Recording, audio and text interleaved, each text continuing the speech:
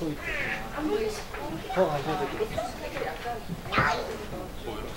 그럼 바로 보이는데. 됐습니다. 네, 반갑습니다. 정의당 대변인 정호진입니다.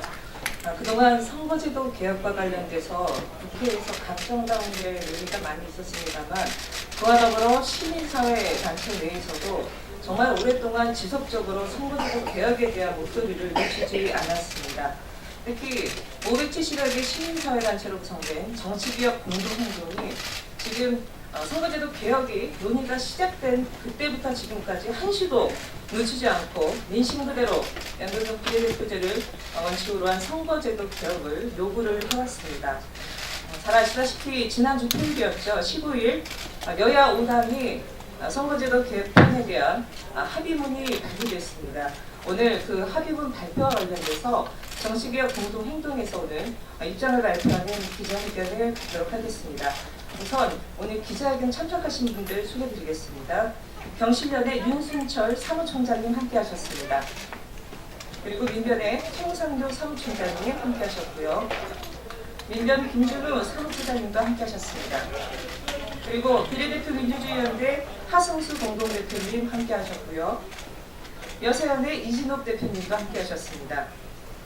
그리고 참여연대의 박정은 사무총장님과 그리고 김희순 팀장님도 함께해 주셨고요.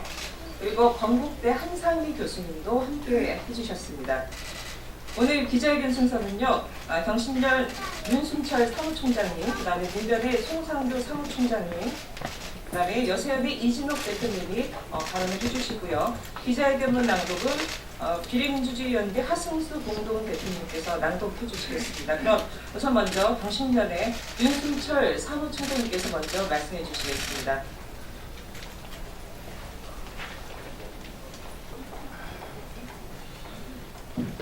네, 경실련의 윤순철입니다.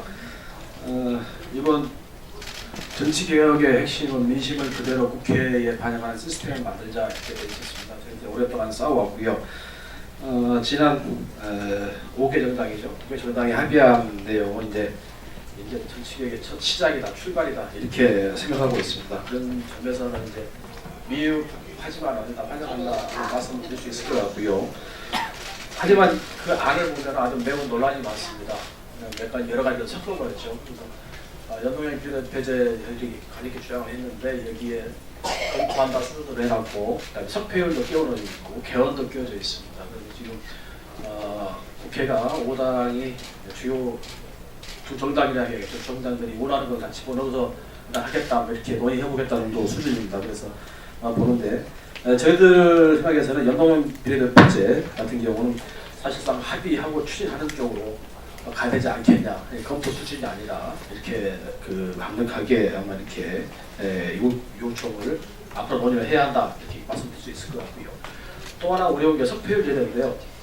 아마 석패율 제도는 아마 이제 이 비례대표성 강화를 저희들이 우려스러운 것은 대체하고 넘어가지 않겠냐 그런 우려가 좀 있습니다. 사실 석패율 제도라는 것은 저희들이 봤을 때는 여러 가지 권역별로 하냐 전국으로 하냐 여러 가지 문제가 있겠습니다만 중요한 것은 석패율 제도는 사실상 그렇게 크게 논의돼서는 안 된다 이렇게 좀 말씀드릴 수 있을 것 같습니다. 그리고 이게 잘못하면 사실은 수도권의 차점자 박살냈던 분들이 다시 돌아오는 그렇게 악용된 소지가 너무 많습니다. 그래서 연동형 비례대표제 도입 쪽에 강화돼야 되고 석패율은 최소한 논의가 좀 돼야 된다 이렇게 말씀드릴 수 있을 것 같습니다. 그리고 또 하나는 이제 선거구제 개편 이후에 개헌 관련 시작한다 했는데 사실은 이 여러 가지가 지금 섞여 있기 때문에 이걸 빌미로 해서 1월달까지 하기로 한 것들을 안 할 수도 있지 않겠냐. 어차피 이거 당리당략으로 논의하다 보면은 그럴 가능성이 있을 것 같은데 최대한 약속을 지키고 선거제도 개헌 이후에 개헌은 그때 시작이 어떻지 않다 이렇게 해서 이런 부분들 약속을 좀 지켜주시길 요청드립니다. 그동안에 저희들이 사실은 지난 합의 전까지 시민사회가 사실상 더 강력한 행동을 좀 준비를 했었는데 겨우 이렇게 첫 출발하게 된 마당에 좀 지켜보자 이런 분위기가 있습니다. 그래서 어차피 논의되는 과정에서 좀 약화된다면 시민사회가 더 강력하게 행동에 나설 것임을 약속드립니다. 이상입니다. 네, 다음은 민변의 이창규 사무총장님 발언이 있겠습니다. 예, 민변의 홍상규 사무총장입니다. 예, 지난 주말까지 저희 570여 개 단체로 구성된 정치개혁 행동 그리고 많은 국민들이 안타까움과 답답함, 분노를 가지고 국회를 지켜봤습니다. 다행스럽게도 지난 주말에 야 5당이 연동형 비례대표제 논의에 대해서 합의를 한 것은 그런 점에서 큰 의미가 있고 저희가 환영할 만한 의미를 갖습니다. 그런데 왜 이러한 합의가 이루어지게 되었는지에 대해서 우리는 생각해보지 않을 수 없습니다. 이것은 그만큼 수십 년 동안 우리 사회의 가장 중요한 개혁 과제로 거론돼 왔던 정치 개혁이 정말로 더 이상 미룰 수 없는 과제로서 지금 목전에 이게 가장 중요한 과제로 나섰다라는 것에 대해서 국민적인 공감대가 형성이 되어 있는 것이고 각 당들도 자신의 당리당략에 맞춰서 이 일을 더 이상 외면할 수 없다라고 하는 것들을 자각하게 되고 받아들인 것이라고 할 것입니다. 따라서 저희는 환영과 동시에 또 앞으로 어떻게 될 것인지에 대해서 이 중요한 과정들이 걱정되는 바가 있습니다. 부디 국회에서 정개특위에서 향후 이 논의를 함에 있어서 이 문제를 우리가 정말로 오랜만에 맞은 이 귀중한 기회를 놓치지 않도록 책임감을 가지고 끝까지 제대로 된 연동형 비례대표제를 만들어낼 것을 촉구합니다. 특히 우리는 그동안 정치인 국회에서 얼마나 수많은 경험을 통해 가지고 자신이 한 약속들을 헌신짝처럼 버려 던져왔는지를 잘 알고 있습니다.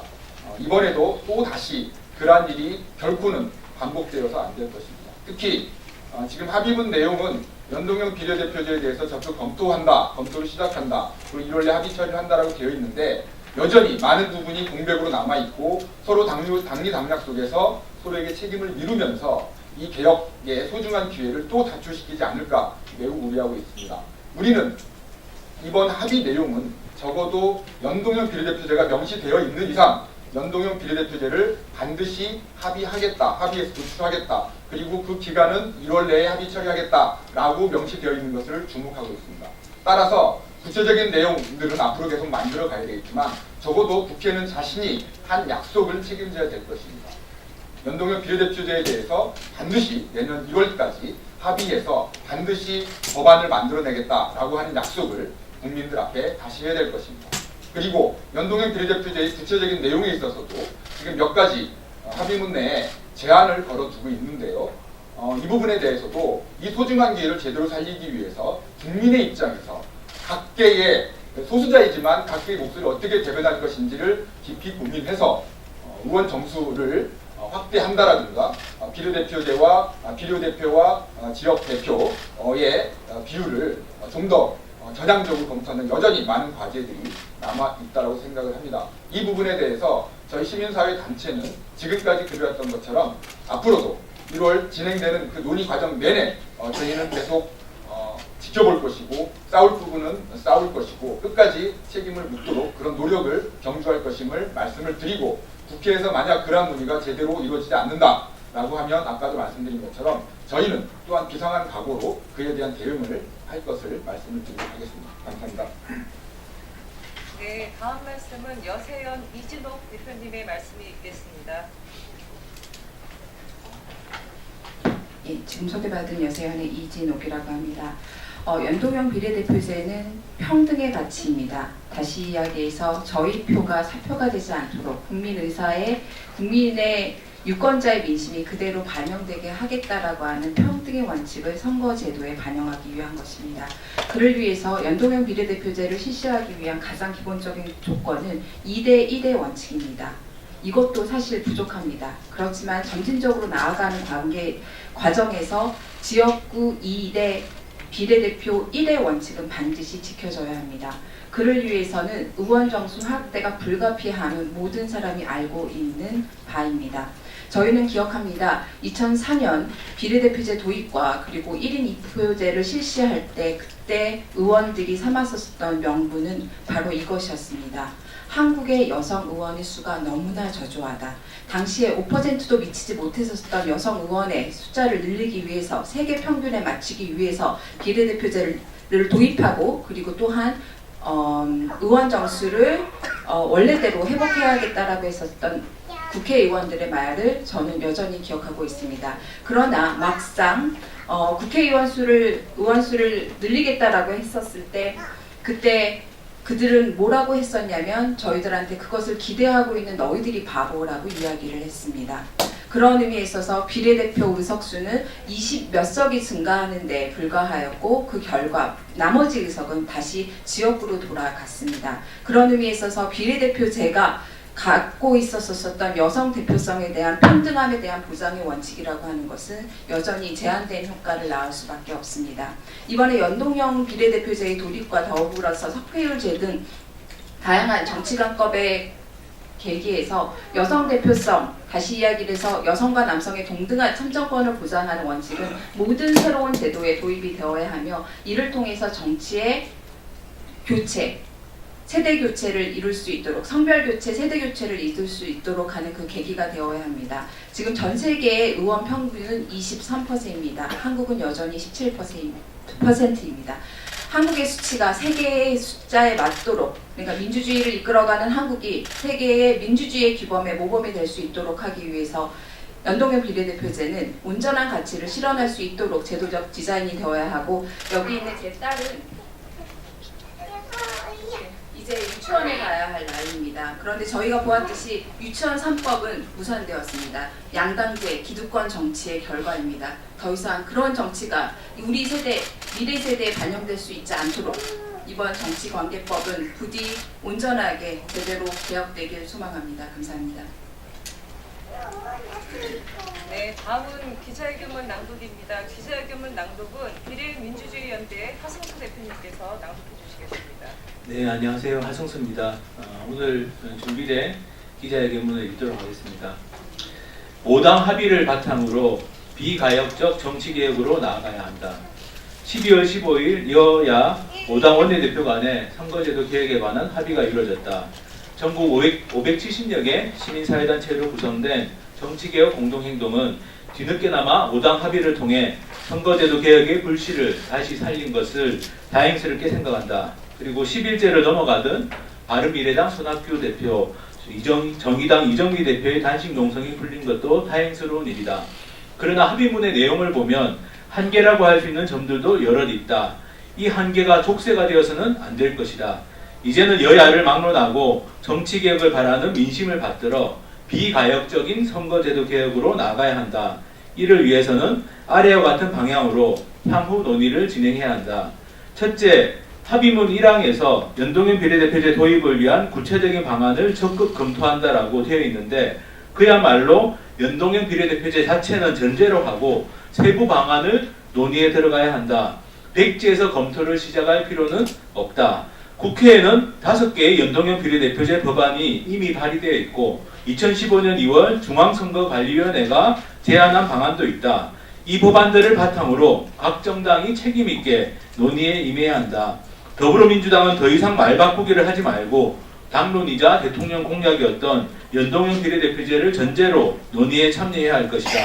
또한 자유한국당도 정당 득표율대로 의석이 배분되는 연동형 비례대표제 자체를 이제는 명확하게 받아들이고 논의에 참여해야 할 것이다. 둘째, 합의문 2항에서 10% 이내로 제한하고 있는 의석 확대 부분은 좀 더 과감하게 확대해야 한다. 정치개혁 공동행동과 많은 전문가들은 360석으로 늘리는 방안을 제시하고 있다. 그 정도는 되어야 연동형 비례대표제를 실효성 있게 도입할 수 있고 국회 기능도 강화할 수 있다. 국민 여론이 문제지만 해결 방안이 없지 않다. 국회 예산을 현재 수준에서 동결하겠다고 정당들이 책임있게 약속하고 진정성 있는 조치를 내놓는다면 국민들도 동의할 수 있을 것이다. 국민들이 싫어하는 것은 국회의원들의 과도한 특권과 국회에서 이루어지는 예산 낭비이다. 이런 부분을 드러내고 똑같은 예산으로 300명이 아니라 360명을 쓰는 것이 국민들에게 이득이라는 점을 시민사회와 정치권, 학계가 함께 설득해 나가자. 셋째, 2019년 1월이라는 합의 시한은 반드시 지켜져야 한다. 그래야 공직선거법상 2019년 3월 15일로 되어 있는 선거구 획정 시한을 지킬 수 있다.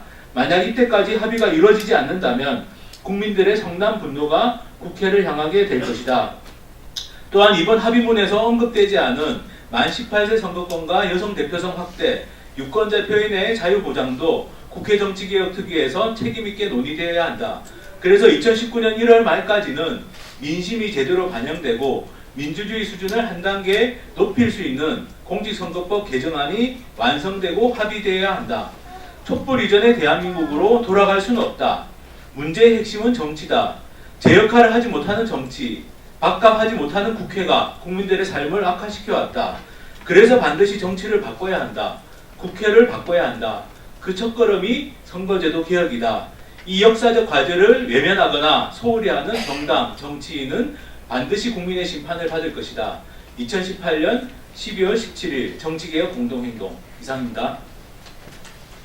네, 방금 우리 여세연의 이신동 대표님도 말씀해 주셨는데요. 선거제도 개혁은 국회의원을 위한 국회를 만드는 것이 아니라 우리 아이들, 미래 세대를 위한 국회를 만들기 위한 그 첫 시작입니다. 오늘 정치개혁 공동행동 기자회견이 있었는데요. 앞으로도 지속적으로 많은 관심과 성원 부탁드리겠습니다. 기자회견 마치겠습니다. 고맙습니다.